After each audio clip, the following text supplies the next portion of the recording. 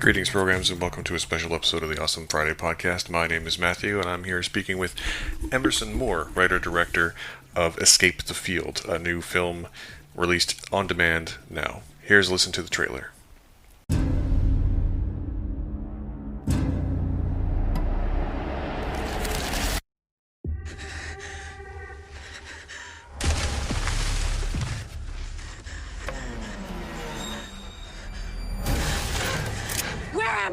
I have no idea. I just woke up in this field. Now here we are. Okay, come on out. This doesn't make any sense. How did we get here? What did you find? Matches. I got this. She's got a knife and a compass. We need water. The foot. It's rotten. You'd think we'd found something by now. Come with us. We'll find a way out. There is no way. Whatever that thing is, it's coming for us next. Ryan, can you look at the bottle? It's a tree, so what? I think there's more to these items than just their obvious functions. I think it's a map. Parts are missing. Wait a second. This lines up. Don't leave me! It's just a game to them. I'm done playing their game. I don't think this is part of the puzzle.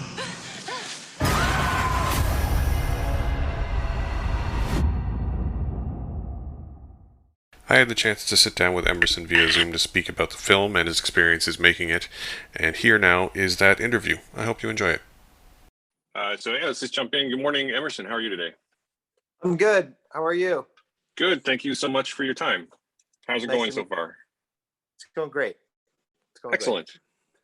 Well, this is obviously a big feature for you, right? Yeah, I'm excited. This is my first film directing, so for me, it's exciting. You know, I'm happy to see it. I'm over the moon that it went to my first choice over at Lionsgate.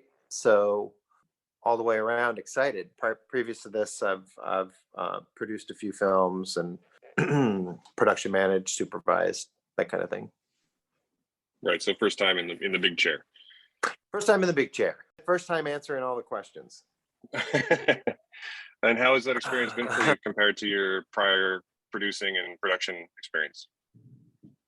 It was great. It was a really smooth transition for me. I think all of my previous experience definitely helped to understand what I needed to do and where I needed to go and how everything worked for me. So yeah, it's been fantastic. So you have your co-writer on this one as well. Where did the inspiration come from for this particular story? I've always been a fan of thrillers and with a little bit of horror thrown in there and suspense and intrigue, going all the way back to early formative films that I had seen when I was young. Like Alien, I think was a big one for me. Which is there's a lot of similarities there. A group trapped in a single location, if you will, with something nefarious on the hunt. So I think that was a big one for me. Also going back and looking at Rosemary's Baby or The Shining or Dressed to Kill or, kind of The Conjuring, The Ring, Exorcist, Amityville Horror, it just goes on. So yeah. For the record, I got some serious Cube vibes from the film, which I liked. Ooh, yeah, I love me some Cube. And I think a lot of other people did too. That's a great reference. I've seen a couple people have caught that, and there's definitely, I picked up on that early on, and there is definitely some vibes there. Thank you very much. That's a compliment and a half. Yeah, no problem. I've also heard Lost from the beginning of the film as well, which I thought that's a great compliment too. I love Lost. Yeah, from the very start of the film. Yeah, totally. Yeah. Was there any particular inspiration? One element that I liked was the mannequins, the sort of sentry mannequin robot things. Yeah. Where did they come 100%. from? So, those were kind of something that I developed over time, and they changed, quite a bit. And where I landed, I think fit with what I was trying to do with the items as well, with everything kind of being. I'm so glad you asked that question. It's a great question, and it's a good one as far as things that I can talk about. So, with everything coming from that era of sort of a 40s, 50s vibe, World War II era. If you pay attention, you'll see like the match case or the compass or the gun or the knife. Those are all items that date back to that era. And the mannequins themselves, I had modeled off of initially what you would see in like a test dummy for the military. And then what you find underneath that mannequin is actually an old emergency parachute from World War II. So it's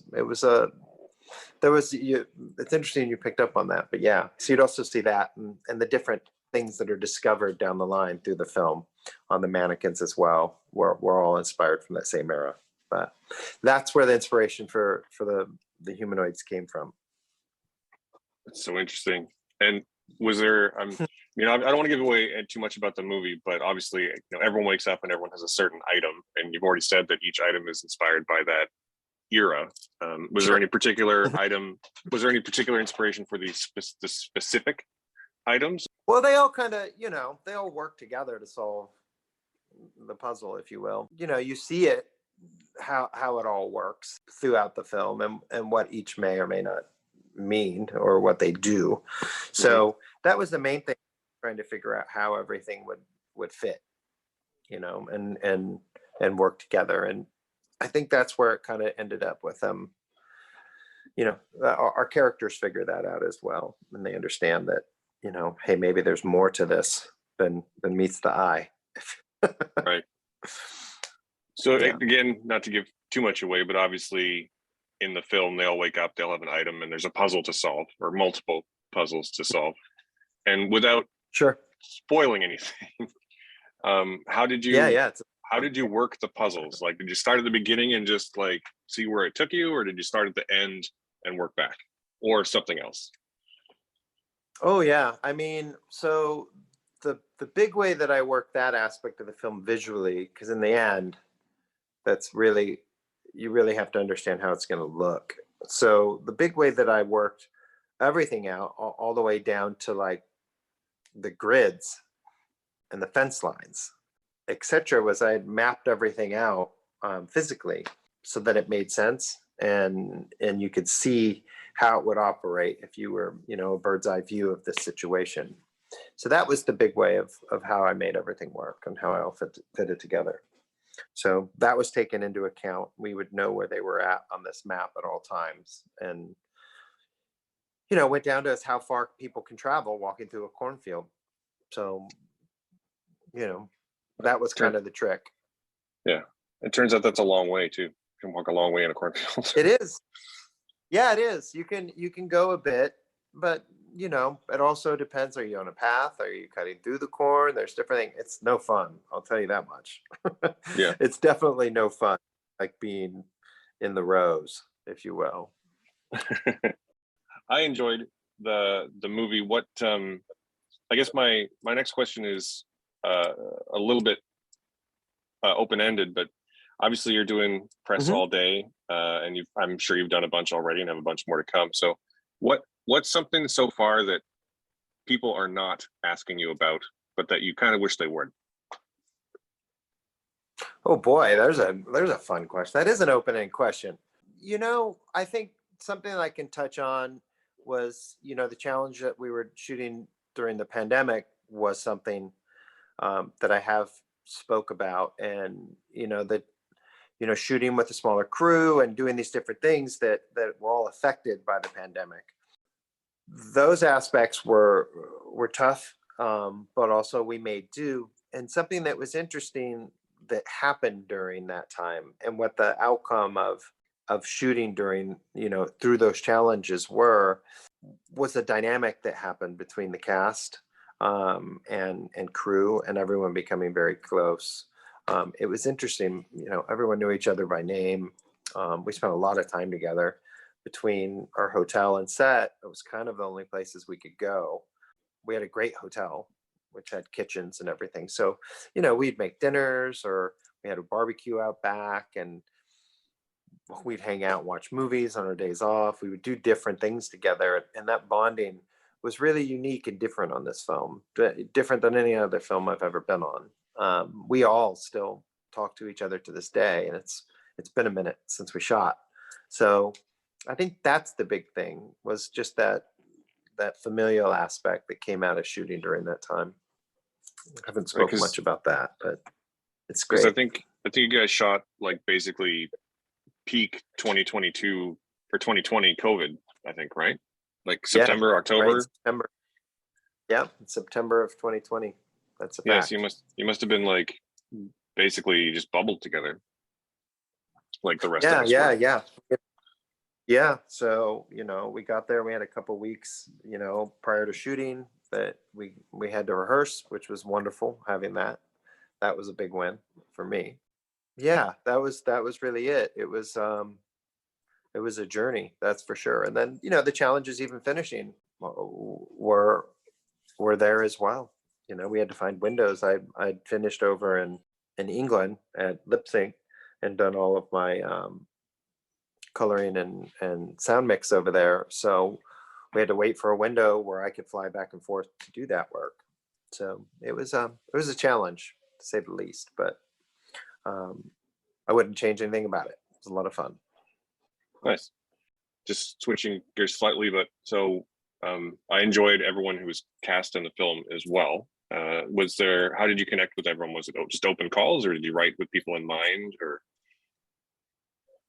Theo and I had done a movie together a couple years back and had connected and become friends, and we had stayed in touch, and I'd always had him in mind for the movie, but he was really busy at the time, and this window opened up for us during the pandemic.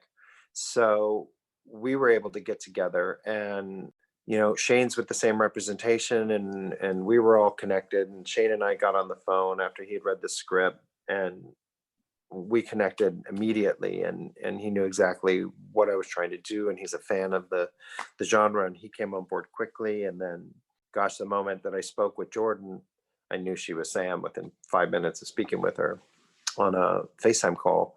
So that came together fast. And the same with Tahira. I mean, she was on a plane within 24 hours after we spoke.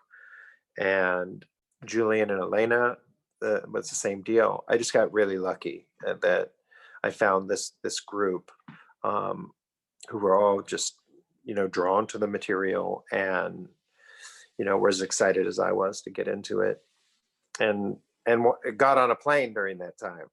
So yeah, we were excited enough to get on a plane during a pandemic. So that was good. It's nice. Well, I only have time for one more question. So what is next? Sure. What is next for Emerson? I'm heading into prep in 2 weeks. So I start prepping for my next film. I can't really talk much about it just yet, but it's exciting. It'll be a thriller, and I'm super excited to get to it. We just finished. I finished writing it, I guess, last year, and we're getting right to it. So it's gonna be a lot of fun. I'm looking forward to working with some dear friends again. Nice. Well, thank you so much for your time today. I greatly appreciate it, and all the best with the release of this one and with production on the next one. Thanks so much, Matthew.